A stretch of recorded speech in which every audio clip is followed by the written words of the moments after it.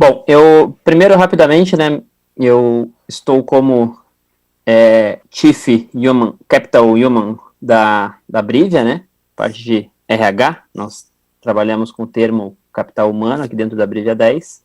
Eu venho, né, sou recente na companhia Brivia 10, venho da aquisição, né, que é uma estratégia de crescimento da empresa, foi a aquisição da A2C, então era um dos sócios da A2C, e nessa compra aí eu assumi essa área de capital humano, né, uma área que eu sempre gostei, né, já fazia trabalhos nessa linha dentro da A2C, tá?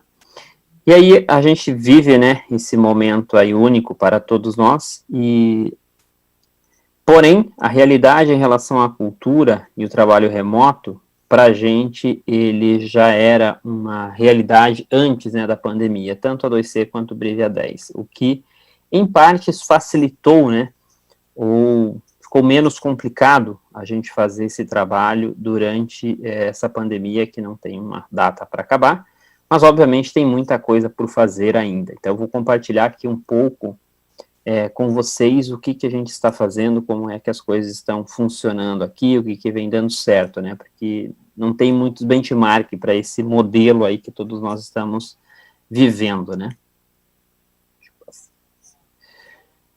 A questão da cultura, ele é um termo um pouco subjetivo, né? E quando a gente fala de cultura, pode ser numa mesma companhia, com pessoas diferentes, há uma grande chance de cada um passar uma forma de ver cultura no seu olhar, né, na sua forma de ver.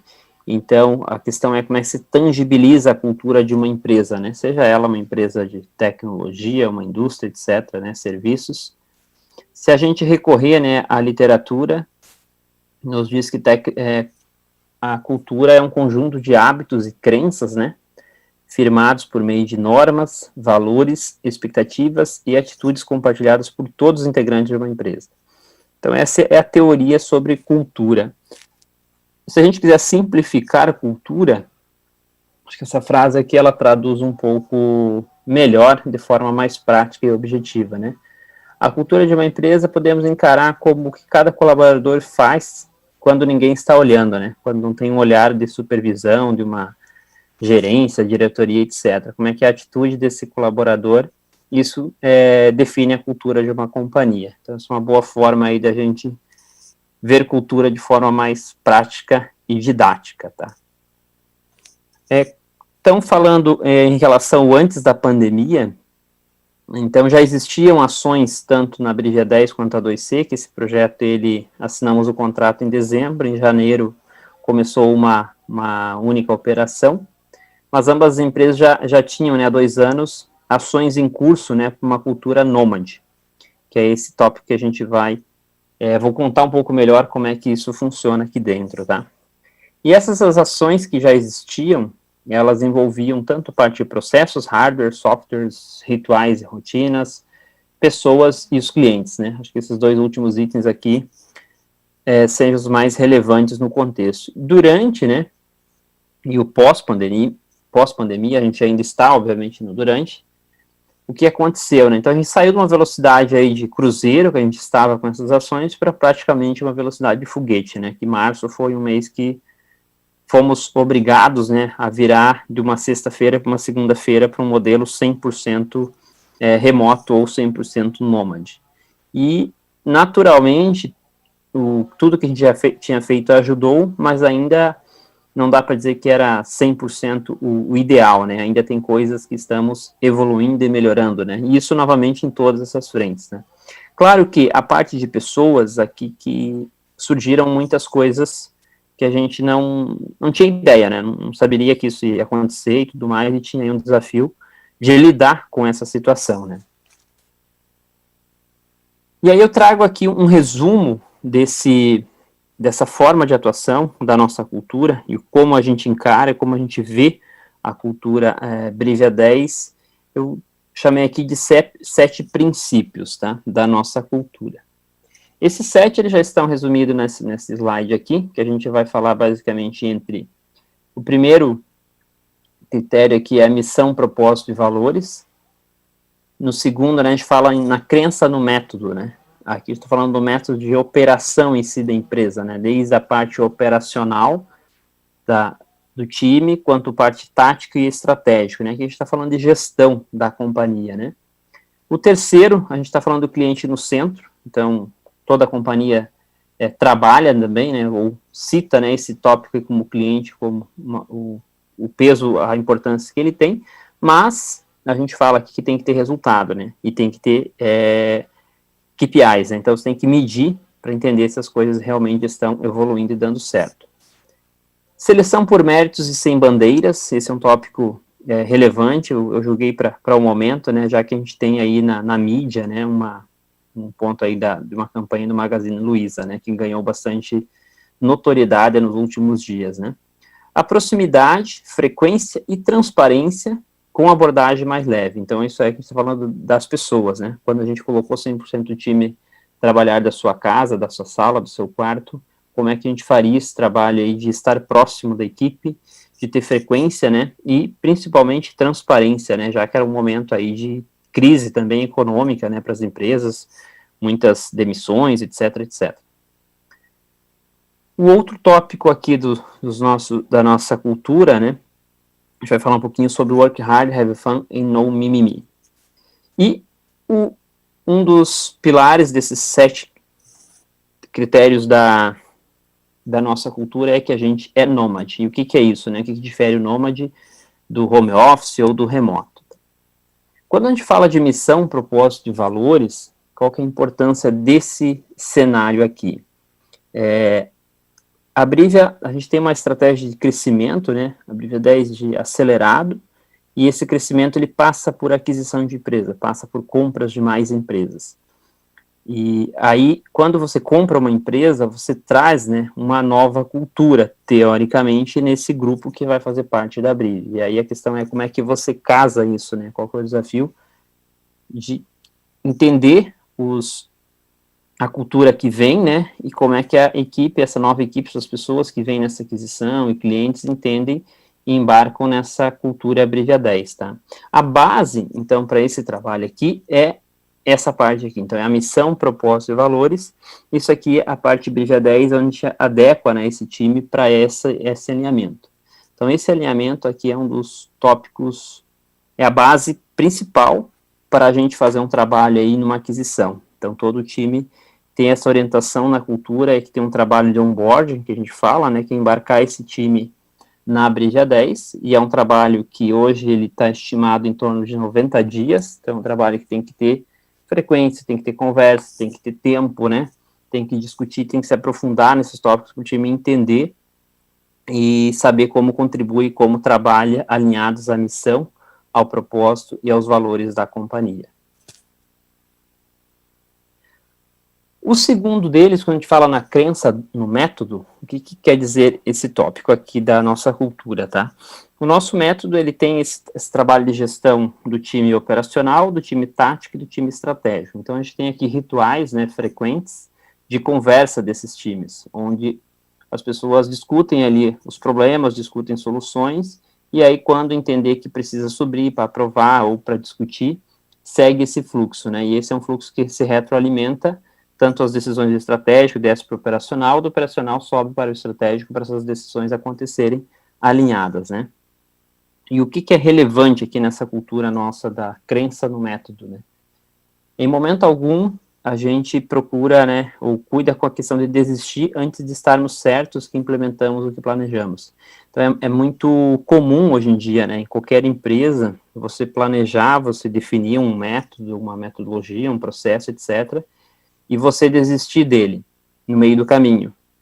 Mas essa desistência está muito mais atrelada a você não ter conseguido ainda implementar aquele planejamento por completo. Há uma desistência no meio do processo, na hora da implementação, há uma certa desistência, o desânimo, acontecem, obviamente, imprevistos, né, algumas coisas não saem conforme o planejado, e aí há uma desistência grande, por consequência, culpa-se que aquele método não funciona, aquele processo não vai dar certo, e as pessoas desistem, né? Então aqui a gente tem essa cultura de não desistir, a gente tem que ir até o final, ter certeza que a gente implementou aquele planejado, e aí sim, poxa, não rolou. Então aí podemos fazer uma mudança.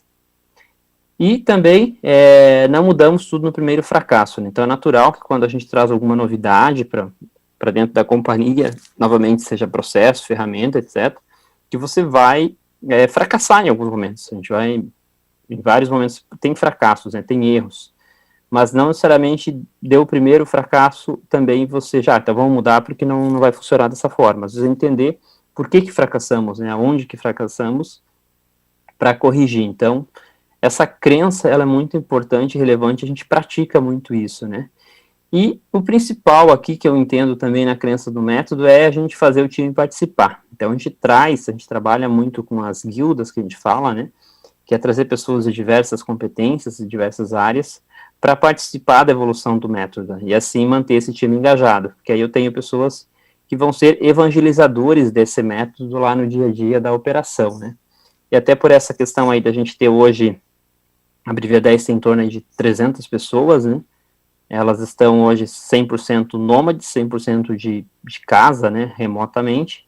A gente tem escritórios em 6 cidades, mas ainda hoje há neste momento, inclusive eu pela manhã estava aqui no escritório de Joinville, é um número de 10% no máximo que está girando alguns dias da semana no escritório.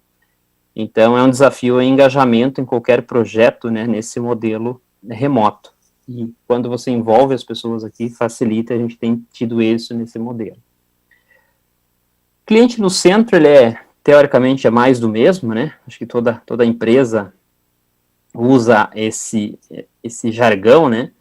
Mas o ponto principal é, ok, eu tenho que ter o cliente no centro, mas eu preciso ter resultados, senão a companhia não para de pé, né?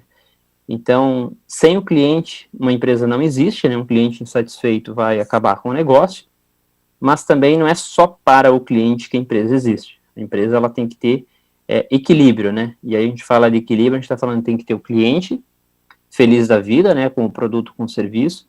Eu tenho que ter a empresa com sustentabilidade financeira, dentro do plano financeiro da companhia, as coisas têm que fazer sentido. E tem que ter também as pessoas, né? Que fazem aquela companhia ficar de pé, funcionar, evoluir. Então, esse é o desafio aqui do equilíbrio. Então, quando a gente fala do cliente no centro, mas é importante a gente ter pelo menos, né, nós temos aqui pelo menos um KPI por cada uma dessas visões de resultado, cliente, financeiro e pessoas. E aí você consegue entender aonde que está pegando mais, né? E o desafio é manter equilíbrio nessas 3 frentes. Sempre que tem alguma coisa para baixo ou muito para cima, é a hora de a gente rever e conversar, né? E aí a frequência, aí voltando para o método, que ajuda você manter esse equilíbrio e saber onde agir. Quando a gente fala da seleção por méritos, que está na nossa cultura, né, e sem bandeiras, a Brivia 10, ela é uma empresa inclusiva e busca diversidade. Então, esse é o nosso posicionamento e a gente trabalha muito isso na parte de recrutamento e seleção. E há um entendimento da companhia, né, que ao levantar uma bandeira, né, a gente, seja ela bandeira dos negros, das mulheres, etc., qualquer uma dessas várias causas que tem hoje no mercado de trabalho, a gente tende a deixar outras excluídas. Então, por essa razão, é um posicionamento da companhia de não levantar nenhuma bandeira específica e sim trabalhar inclusão e diversidade no processo de recrutamento e seleção. Então, a gente olha o perfil e sua competência para a vaga, né? E aí, quando você tem a equiparação da competência que você busca, que é possível você priorizar um perfil diferente, assim que a gente faz. Então, dessa forma, a gente trabalha esse processo e a nossa cultura é atuar nessa pegada. Proximidade, transparência e leveza, né? Aqui foi o grande desafio ali para abril, quando todo mundo parou de ir para o escritório. Março, né? Metade de março ali, uma segunda-feira, 90% do time não ia mais para o escritório. Então, tinha um plano de capital humano, tinha vários rituais, né, de gestão, da operação, do nosso modelo de atuação, a nossa cultura em si na prática, e que da noite para o dia tinha que rodar ela remotamente. Porém, aqui veio o ganho, né, de 2 anos já de ações, de planejamento, de processo e ferramentas para rodar esse modelo, que nos deixou mais tranquilo. Então, a coisa fluiu, né, foi muito bem, mas naturalmente surgiram aí alguns imprevistos, né, e aí a gente teve que adaptar, né, esse plano para dentro dessa realidade do time remoto, né. Então, A questão é como é que a gente se mantém próximo das pessoas mesmo, né, que a distância ou sem aquela presença física, né, nos escritórios. Então, a gente tem hoje frequência de update ao time, né, semanal. A gente tem hoje um canal onde o nosso CEO, ele grava um videozinho aí de 3 a 5 minutos e usa, né, uma comunicação leve, né, para atualizar o time, né, e principalmente transparência, né, nos fatos relacionados a clientes, a situação financeira da companhia. E, claro, por a gente estar nesse mercado aí do digital, né, como uma frente super importante da empresa, a gente acabou não sofrendo, né, não tendo que fazer cortes em função da pandemia, né, pelo contrário, a gente acabou conquistando mais contas e crescendo, mesmo que na pandemia, né. Então, essa transparência aí dos fatos é importante, principalmente tentar manter o time aí mais, não mais calmo, né, mas um pouco menos, né, aflitos, né, diante do cenário que a gente vive, né. Então, essa comunicação leve, né, ela também a gente procura manter ela nas reuniões, enfim, as reuniões periódicas de negócio, reuniões de análise de resultado, reuniões, a gente tem hoje ritos semanais e ritos mensais, esses tanto com times específicos quanto com o todo, e sempre procurando manter essa leveza e um tom mais ameno, né, para comunicar, porque ficou uma rotina diferente para todo mundo, né, esse modelo 100% remoto, né, se trabalha muito mais, às vezes, em Meet, fica, às vezes, uma rotina um pouco mais cansativa, e cada um ainda tem a sua rotina de casa integrada, né. Então, esse ponto aqui, a gente acabou trazendo agora também, nos últimos 2 meses, um parceiro especialista, né, obviamente, profissionais qualificados da psicologia, para dar um apoio para algumas pessoas que estavam um pouco mais necessitadas, digamos, de apoio psicológico. Isso também tende, talvez, a continuar na companhia, virar uma cultura desse apoio psicológico, e todos nós passamos momentos aí um pouco complicados das nossas vidas, né. E esse outro tópico, né, do work hard, have fun, o que a gente está falando aqui, né, que a estratégia da companhia é um crescimento acelerado, é um crescimento que passa por aquisição de empresas, tem uma frente de novos negócios também forte, né, bastante atuante, conquistar novas contas. Por consequência, work hard vai ter muito trabalho, vai ter bastante. Então, é esse o caminho. Então, a Abrevia 10 é essa pegada, é bastante trabalho, não tem outro jeito, né? Essa pegada, as pessoas têm que entender que é assim que as coisas funcionam na companhia, né? Mas ao mesmo tempo, o have fun, vamos nos divertir nessa jornada, né? Não vamos tornar a coisa muito, muito chata, né? Vamos procurar manter um clima leve no dia a dia, mesmo um volume alto de trabalho, né? E a questão do não mimimi está relacionado a gente não ter ao time, né? E eu me incluo nesse time, obviamente. É sem posturas de criatura, né? A gente tem que ser criador, tem que ser empreendedor, tem que entender que depende de nós para as coisas mudarem, da gente puxar, chamar o time e fazer as coisas acontecer. Então, esse é o ponto da nossa cultura. Seja desbravador, né? Seja um empreendedor, criativo, inovador, e não culpe os outros, né? Não se posicione, mas fulano não fez, aquilo lá não dá certo por causa daquilo. Ter justificativas, né? Então, é nesse ponto do não mimimi, muito mais uma atitude empreendedora, né? Alguém que está a fim de realmente fazer a coisa acontecer, as coisas mudarem. E os somos nômades, eu estou de olho aqui no cronômetro também, meu tempo aqui é de 25 minutos, eu combinei que falaria 20 minutos e teria 5 minutos caso alguém queira se aprofundar em algum tópico, enfim, trazer alguma questão para a gente falar um pouquinho mais, tá? Então a gente vai fechar nos 20 minutos. Ser nômade, né? O que é o nômade dentro da Abrevia 10? Somos nômades é que a gente tem pessoas em várias cidades, e a gente contrata de qualquer lugar, independente de onde a pessoa mora, né? O que a gente precisa no nômade há requisitos, né? Para ele ser um nômade, envolve sua infraestrutura de trabalho, né? É diferente de um home office, né? O home office está ali por algum momento. O nômade, ele pode estar na casa, pode estar viajando, pode estar... Enfim, a gente tem, obviamente, antes da pandemia, uma rotina também muito forte de viagens, né? Trabalho, então, do aeroporto, do hotel.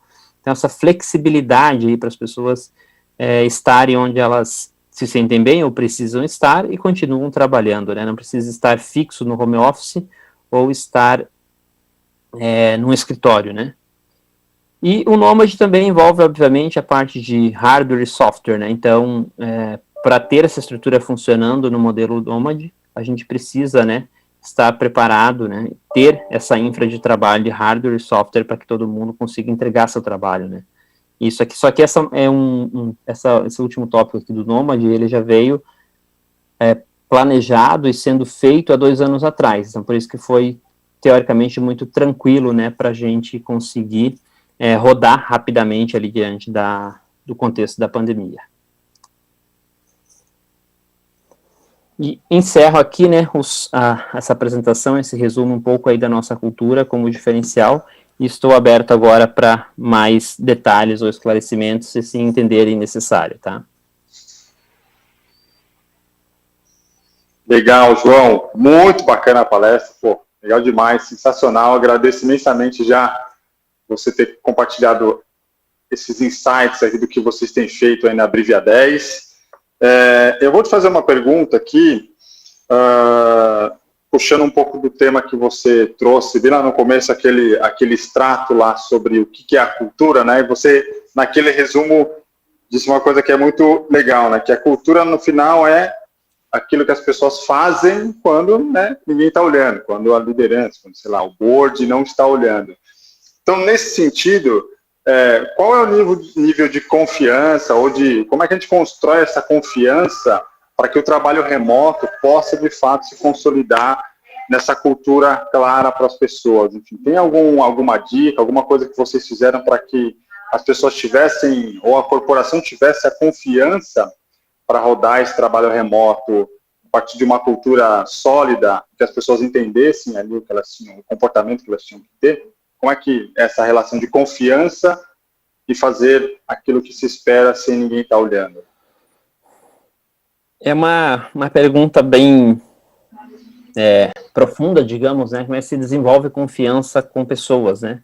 E acho que vale uma análise para a nossa vida no geral, né? Como é que se confia em alguém? Como é que se confia em alguém parente de primeiro grau? Como é que se confia numa pessoa que, sei lá, é teu companheiro, companheira de vida?